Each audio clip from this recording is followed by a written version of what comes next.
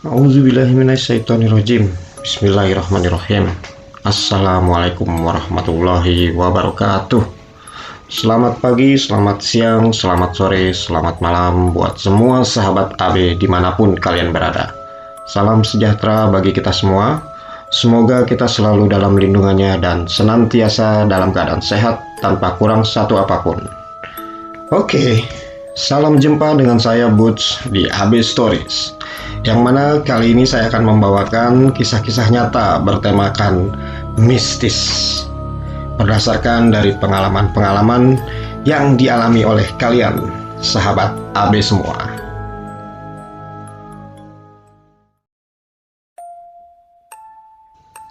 Oke, sobat AB, kembali di sini saya akan ceritakan sebuah kisah nyata pengalaman dari Mas Pandu tentang kejadian di malam tahun baru. So, tanpa banyak kata-kata lagi, inilah ceritanya.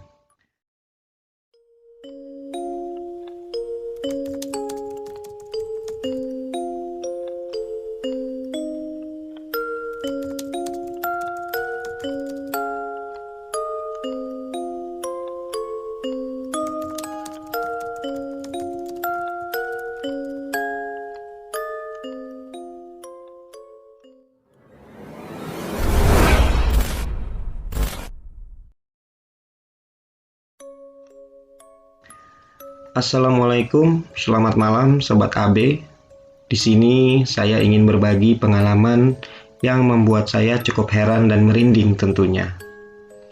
Yang berhubungan dengan, ya bisa dibilang mistis ya. Perkenalkan, saya Pandu dari Jakarta. Cerita ini terjadi di awal tahun 2003 lalu. Cerita ini saya bagi dalam dua cerita yang masih berhubungan. Saya adalah anak pertama dari dua bersaudara. Adik saya perempuan, yang kala itu masih duduk di sekolah menengah kejuruan, dan saya masih duduk di bangku kuliah. Kami tinggal berempat dengan ayah dan ibu. Tepatnya di sekitaran Jakarta Timur, Rawamangun tepatnya. Pada sebuah rumah yang sederhana, yang sudah di tingkat 2, yang mana bangunannya masih dengan bentuk bangunan lama. Nggak besar dan nggak jadul-jadul amat sih bentuknya. Yang mana bentuk bangunan itu dari pintu pagar depan sampai ke dapur itu bisa terlihat. Dalam arti lurus.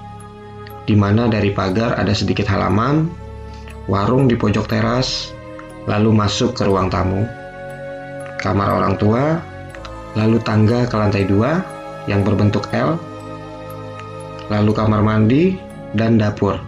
Begitu kira-kira gambaran rumah saya. Yang mana hal mistis yang saya alami ini di dalam rumah saya tersebut. Kita mulai ya ceritanya. Tanggal 31 Desember 2002, sore hari setelah pulang kuliah, saya dan teman-teman rumah, yaitu sebut saja Teddy, Momon, Koko, Dedi, dan Heru. Kami sepakat untuk membuat acara kecil-kecilan yang menyambut pergantian tahun di rumah Teddy. Sore hari, bahan-bahan dan alat-alat sudah disiapkan dan ditaruh di rumah Teddy. Kami sepakat bertemu habis sholat Isya.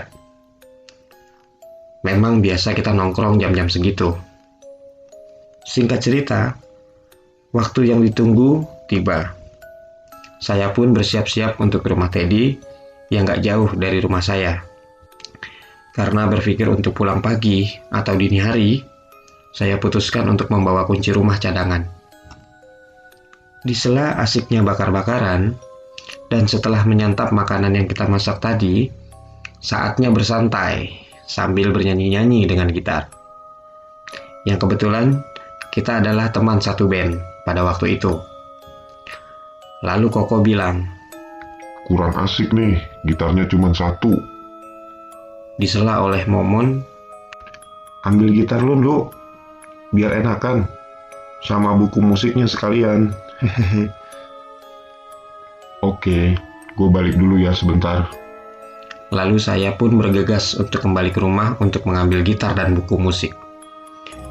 Waktu menunjukkan masih jam 11 malam pada waktu itu. Tak ada yang aneh memang. Masuk ke rumah dan langsung menuju ke kamar saya di lantai 2. Saya ambil gitar hitam kesayangan dan bergegas untuk turun dan kembali ke rumah Teddy. Namun, baru setengah menuruni tangga, saya terlupa buku musiknya. Saya langsung membalikan badan dan bergegas kembali ke atas untuk mengambil buku musiknya. Selagi saya membalikan badan untuk mengambil buku tersebut, pandangan ekor mata saya atau sisi kiri mata saya melihat ibu saya sedang membuka kulkas yang posisinya di bawah tangga dengan mengenakan kaos putih dan sarung. Namun, pada waktu itu saya tidak melihat wajahnya karena kepalanya terhalang pintu kulkas seraya sedang menunduk mengambil sesuatu di dalam kulkas. Tanpa curiga, saya ke atas dan mengambil buku yang tak jauh posisinya dari tangga. Langsung bergegas turun lagi. Sewaktu turun, yang saya lihat ibu saya di kulkas tadi ternyata sudah tidak ada. Tapi kok nutup kulkasnya nggak kedengeran ya? Dan bisa secepat itu menghilang, ucap saya dalam hati. Tanpa berpikir macam-macam, tetap saya jalan keluar melalui kamar ibu terlebih dahulu sebelum melewati ruang tamu. Tapi terkejutnya saya, saat saya buka pintu kamar ibu, posisi ibu sedang tertidur pulas. Yang bikin herannya lagi, ibu mengenakan kaos warna coklat, lengan buntung, dan bercelana pendek. Lalu, saya coba lihat di sekitaran kamar. Tidak ada kaos dan sarung yang tadi dikenakan atau yang saya lihat. Lagi-lagi, saya nggak ambil pusing. Langsung saja saya bergegas untuk keluar rumah dan kembali ke rumah Teddy. Di sini saya berpikir, mungkin yang tadi saya lihat itu adalah adik saya. Secara postur tubuhnya agak gemuk dan mirip dengan ibu saya. Tak berapa lama setelah saya berpikir seperti itu, sewaktu saya mau membuka pintu depan, baru saja ingin memegang gagangnya, alangkah terkejutnya saya. Dari luar ada yang membuka pintu juga. Dan ternyata adik saya baru pulang, yang habis main dengan kawan katanya. Dengan heran saya langsung berpikir, terus yang buka kulkas tadi siapa? Tanpa memikirkan hal tersebut, saya pun kembali ke rumah Teddy dengan tak memikirkan hal tersebut.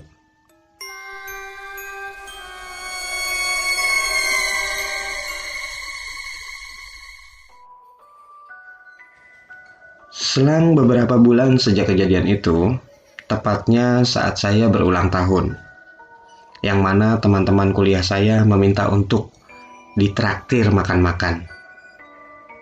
Oke, saya pun menyetujui hal tersebut untuk membuat acara kecil-kecilan di pekarangan rumah saya, yang mana hanya dihadiri oleh beberapa teman-teman dekat kuliah saya. Singkat cerita, saya dan ibu mempersiapkan semuanya, bahan-bahan dan keperluan untuk acara pada malam itu, yang mana saya pilih Sabtu malam minggu selepas pulang kuliah. Satu persatu pun teman mulai hadir dan kita pun mulai bakar-bakaran di depan rumah saya. Kurang lebih ada 5-8 orang saja pada saat itu yang hadir. Di sela acara tersebut berlangsung, salah satu teman saya, sebut saja Deden, dia meminta untuk diantar ke kamar mandi. Ingin buang air besar katanya. Lalu saya pun bergegas mengantarkan Deden ke kamar mandi yang terletak di belakang, sambil dia berkata, "Lu temenin gue ya nanti di luar, iseng gue." Saya tak menjawab permintaannya, tetap berjalan menunjukkan kamar mandi. Lalu, sesampainya di depan kamar mandi, yang mana bagian bawah pintunya ada sedikit sela, sekitar 10-15 cm, di mana kita bisa melihat bila ada yang lewat dari dalam kamar mandi, walaupun hanya bayangan atau kaki saja yang terlihat. Saat ingin memasuki kamar mandi, Deden pun berucap kembali, Lu jangan kemana-mana bro, gue sebentar doangan kok. Saya pun hanya menjawab, Iya, takutan amat sih lu. sambil tersenyum. Setelah Deden masuk ke kamar mandi, dan saya dengar dia mengunci pintu kamar mandi, saya pun menunggu dia agak sedikit menjauh dari pintu kamar mandi tersebut. Tak selang berapa lama, teman saya yang di depan memanggil saya, dan bergegas, saya langsung jalan ke depan untuk menghampiri teman saya tersebut, untuk menyuruh saya mencicip makanan yang sudah matang. Saking enaknya, sampai lupa ada Deden yang masih di kamar mandi tadi. Selang beberapa menit, kembalilah si Deden dari kamar mandi, sambil berkata kepada saya, Lah, lu dari tadi di sini bro? Iya. Dengan singkat saya menjawab pertanyaan sambil tersenyum. Dengan sedikit heran dia berucap pelan, Lah, terus tadi siapa ya? Merasa heran juga, saya pun bertanya, Kenapa lu Den? Ada apa emangnya? Ah, enggak ada apa-apa kok. jawabnya yang masih menunjukkan muka herannya kepada saya. Beberapa kali saya tanya tentang hal itu, namun jawaban dia masih sama. Gak kenapa-napa, dan gak ada apa-apa kok, tegasnya kembali. Mungkin karena melihat kita sedang asik menikmati makanan yang sudah matang tadi, jadi dia gak mau cerita. Oke, mungkin nanti akan saya tanya kembali, pada saat kondisi sudah mulai santai. Begitu pikir saya. Tak selang berapa lama, beberapa teman ada yang ingin bergegas pulang, dan beberapa ada yang menginap. Jadi, langsung saja kami bereskan sisa-sisa makanan dan piring-piring kotor yang habis digunakan tadi untuk menaruh di tempat cucian piring di dapur. Dibantu dengan Deden dan kawan-kawan saya yang menginap. Lumayan banyak sih piring kotor dan gelas yang tadi sempat kita gunakan. Dan saya bilang, Taruh aja dulu di situ bro. Nanti pagi aja kalau mau cuciinnya. Kita beres-beres depan aja lagi, masih berantakan. teman saya pun menuruti perkataan saya tadi dan bergegas mengambil sapu dan lap untuk membersihkan sisa-sisa sampah di depan tadi. Setelah beres-beres, kami pun santai sejenak di depan. Ada yang rebahan di kursi, ada yang masih ngopi sambil duduk nyender di pagar, menikmati malam dengan posisi yang enak di gelap malam yang lumayan sedikit cerah. Selagi menikmati kopi dan rokok, saya pun teringat tentang kejadian Deden tadi di kamar mandi. Langsung segera saya bertanya kembali, Den, tadi lu di kamar mandi kenapa? Dia langsung menjawab, Lu beneran tadi langsung balik ke depan lagi abis gue masuk kamar mandi bro? Lah iya, emang kenapa sih? Deden pun mulai menjelaskan. Gini bro, pas gue masuk kamar mandi, gue lihat kaki lu masih di depan kamar mandi. Ya gue santai, dan gue sempat bertanya sama lu. Tapi kok pertama-tama lu diem aja. Sampai gue panggil lu lagi, baru lu jawab dah pertanyaan gue. Dan gue cukup lama ngobrol sama lu. Yang gue anggap itu lu.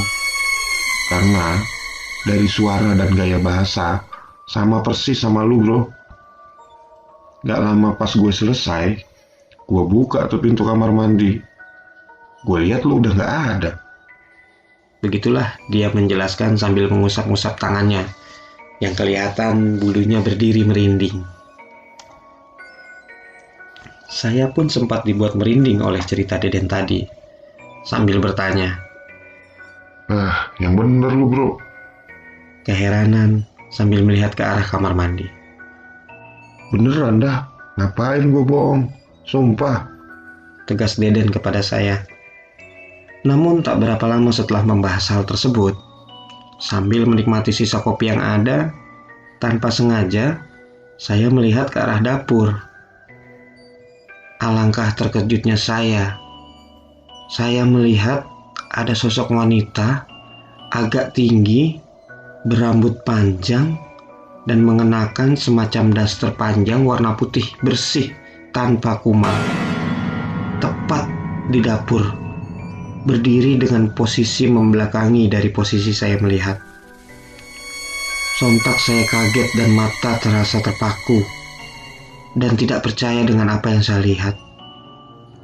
Lalu, wanita itu tiba-tiba bergerak, seperti bergeser, tidak berjalan. Bergeser ke tempat cucian piring yang posisinya berada di belakang terhalang oleh kamar mandi. Entah mengapa, tiba-tiba dan tanpa saya sadari, saya pun bergegas mengejar makhluk itu ke arah dapur. Namun, sesampainya di dapur, saya tidak melihat siapapun di sana. Merinding dari ujung kepala sampai ke kaki saya rasakan.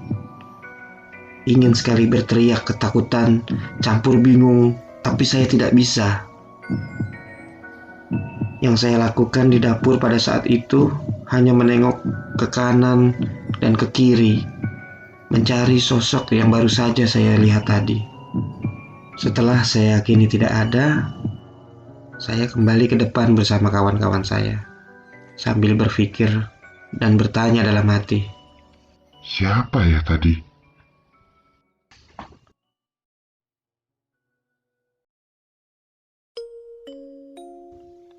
itulah cerita pendek saya yang dapat saya bagikan di sini. Hal itu masih menjadi pertanyaan pada diri saya sampai dengan saat ini. Siapapun dia, saya harap nggak ganggu di dalam rumah saya. Terima kasih buat Om Buds dan AB Stories yang berkenan membacakan cerita pendek saya ini. Bila ada kesalahan dalam kata, mohon maaf sebesar-besarnya. Maklum, saya bukan penulis. Sekali lagi terima kasih. Salam untuk semua sobat AB dan kru-krunya. Wassalamualaikum warahmatullahi wabarakatuh. Oke, demikianlah cerita kali ini. Semoga kalian sahabat AB dapat mengambil hikmah dan dapat dijadikan pelajaran dari cerita-cerita tersebut. Yakinlah mereka ada dan berbagi ruang dengan kita. Dengan kekuatan doalah yang dapat menguatkan iman kita. Dan percayalah, Tuhan akan selalu melindungi setiap umatnya dalam doa. Akhir kata, saya Buds undur diri. Sampai jumpa di kisah-kisah nyata selanjutnya. Wassalamualaikum warahmatullahi wabarakatuh. Bagi kalian yang menyukai channel ini, silakan subscribe, like, komen, dan share ke sahabat-sahabat kalian semua, agar kita bisa terus membagikan kisah-kisah nyata selanjutnya. Jangan lupa nyalakan loncengnya juga ya, agar kalian tahu cerita terbaru dari kami.